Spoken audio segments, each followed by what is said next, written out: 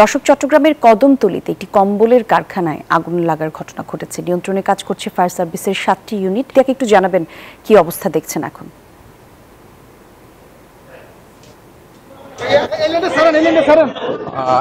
ধন্যবাদ আপনাকে। আসলে আমার পেছনে আসলে যে গোদামটি দেখা যাচ্ছে সেটি আসলে মূলত একটি শীতবস্ত্র অর্থাৎ কম্বলের গোদাম বলে জানানো হয়েছে। এবং এই মুহূর্তে যদি বলি সেই ক্ষেত্রে এখানে যে ফায়ার সার্ভিসের যে কর্মীরা রয়েছেন তারা কিন্তু এখন পর্যন্ত সর্বশেষ যেটি এখানে 7টি ইউনিট কাজ করছিল এবং তারা মূলত এখানে এসে কিন্তু যেটি দেখেছি যে ধোয়ার যে কুণ্ডলী সেটি অনবরত এখান থেকে আসলে ধোয়ার যে কুণ্ডলী সেটি বেরিয়ে আসছিল এবং পরবর্তীতে আশপাশের যে ভবনগুলো সেগুলো থেকে কিন্তু যে পানি সেটি ছিটিয়ে কিন্তু আসলে ধোয়া এবং সেই আগুন নিয়ন্ত্রণের অনবরত চেষ্টা করা হচ্ছিল। কিন্তু পরবর্তীতে যেহেতু আসলে ভেতরে প্রবেশ করা যাচ্ছিল না, তাই নিয়ন্ত্রণে কিছুটা বিলম্ব হচ্ছিল এবং এই মুহূর্তে কিন্তু ফায়ার সার্ভিসের যে ইউনিটগুলো তারা কিন্তু আসলে আশপাশের ভবন থেকে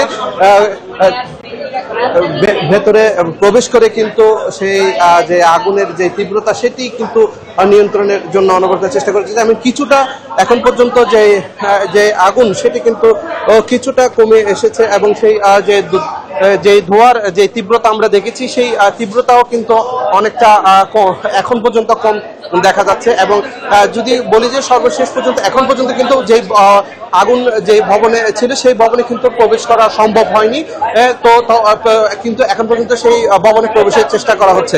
তো আমার কাছে এই মুহূর্তে এই ছিল এই কদমতলী এলাকার অগ্নিকাণ্ডের সর্বশেষ সংবাদ। ইশতিয়াক, আপনি থাকুন সেখানে।